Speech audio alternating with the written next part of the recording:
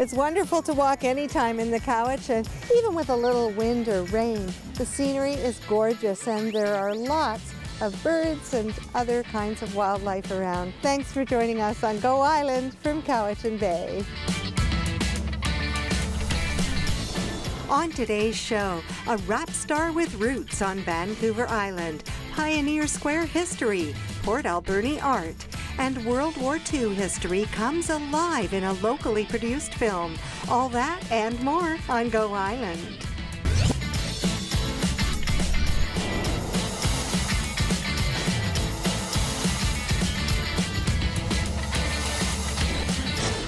In 2013, just outside Port Renfrew, 3 forestry engineers stumbled upon the wreckage of a 1940s wartime aircraft. It sparked an investigation into a mystery of 71 years. And here with me is the filmmaker of 71 years, Nick Versteeg. Well, Nick, another great film. It's a fascinating story, and I have to ask you, how complicated was it to get involved in this film? It was quite complicated. We had a stroke of luck, actually, that the search, they found the plane in October, Department of National Defense came out in November, and they had to abandon the search for the remains because of snow. We got involved in January. We contacted the Department of National Defense, and our luck was that they could not come back to about May to start a recovery of the remains, and that's how we got involved right from the start. Now, a lot of people in Victoria know about this story, and I want to tell you right now that the premiere is coming up. At the Victoria International Film Festival, you'll be able to see this film, 71 Years by Nick Versteeg, at the Star Cinema in Sydney. Now, we're going to have a lot more information about this great film and the history of these amazing pilots as we continue with our program. James Green next, with a rap artist who's based in Surrey and has roots on Vancouver Island. I'm here in the place where all the creative magic happens at Nick Versteeg's home, and Nick has made the film 71 Years, which will play at the Star Cinema in Sydney, 7 p.m. on Thursday, February 12th. An amazing film, and Nick, I want to talk about your circle of friends. It's a wide circle of friends, unfortunately, because you also know an historian who is also a pilot, and he was quite involved in the making of 71 Years with you. Tell us about that. Yeah, his name is Robert Stitt. Robert and I have done a lot of aerial work, aerial photography for Once Upon a Day and etc. And Robert is an aviation historian. So I phoned Robert and I said, I think I got a great story for you. He had heard about that they had found the plane.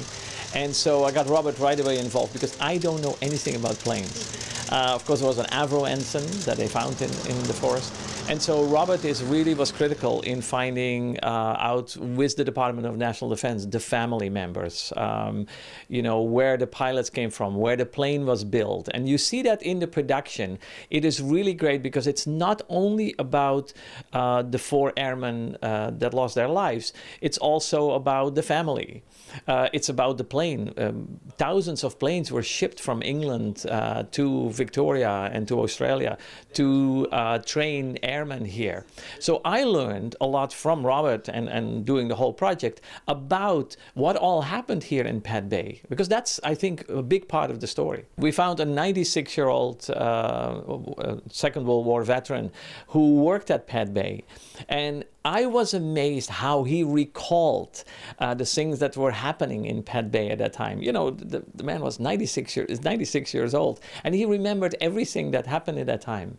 There's also a series of interviews with pilots, again, World War II veteran pilots that tell their story of they are the ones who survived not only the training, but also the World War II flights that they have to do. So there's a lot more in the story than talking about the loss of the plane. A day hike and hunger pangs sparked the creation of this unique island food, changing this man's career in the process. Paul Bostine next with that story. Coming up, cultivating art in Port Alberni, and Nick Versteeg talks about one of the most poignant moments in making the film 71 Years.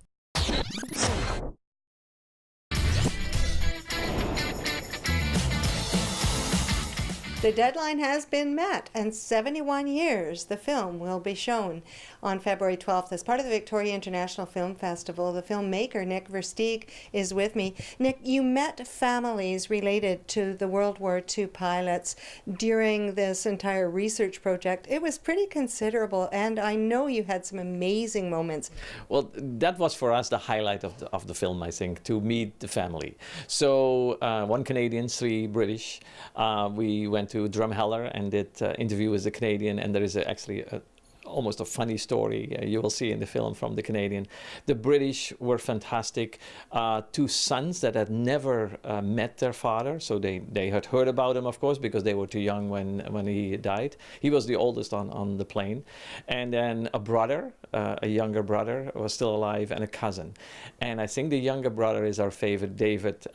His stories, I think, makes the film. You can imagine that you get a call after 71 years, we have found the remains of your father or your brother. That is that is the story of 71 years. It was amazing. Art enriches life, and life enriches art. It's an endless cycle, and in Port Alberni, it's a cycle that is being actively cultivated. Nancy Wilmot with that story. Have you ever wondered why the tombstones in Pioneer Square are so close together? Well, historian John Adams tells us how that came to be. Coming up, the next chapter in Healthy Living, and you can meet the filmmaker Nick Versteeg at the Victoria International Film Festival. I'm spending time with Nick Versteeg, who is the filmmaker who made 71 years, which will be shown on February 12th at the Star Cinema in Sydney. But we both attended the poignant ceremony at Royal Oak Burial Park, where families of the World War II pilots who had been gone for decades, that happened, and it was an incredible, moving service. For you, Nick, interesting to see that the final, the cycle really completed, eh? It was literally a closure, you know, of not only the production, but I think also for the families finally to put them to rest. They always bury the airmen at the closest military cemetery where the plane or the wreckage has been found. And I think it was wonderful to have the British families out here, the Canadian family. Very moving experience. Now, when the film is shown in Sydney on February 12th, you intend to be there as well. I'm sure it will be wonderful for you to meet the audience. You don't know how many more people there might be that have a connection to World War II. We got a lot of reactions, you know, that they're happy that it's been shown, and we love to show it more. You know, later on we will have other showings as well. But yes, I will be there, and I will tell some stories. Robert will be there. There most likely will be some people that are in the film there, some veterans, because they love to see it again, and we're really looking forward to showing it again. We have a little rain out here at Cowichan Bay today, but there are a lot of seabirds to admire. You'll have to come out and enjoy it for yourself. Thanks for watching Go Island. We'll see you next time. Women's clothing provided by Tulip Noir. Casual designer fashions. Men's wardrobe by DG Bremner & Co. Menswear and accessories. Hair services provided by Salon J.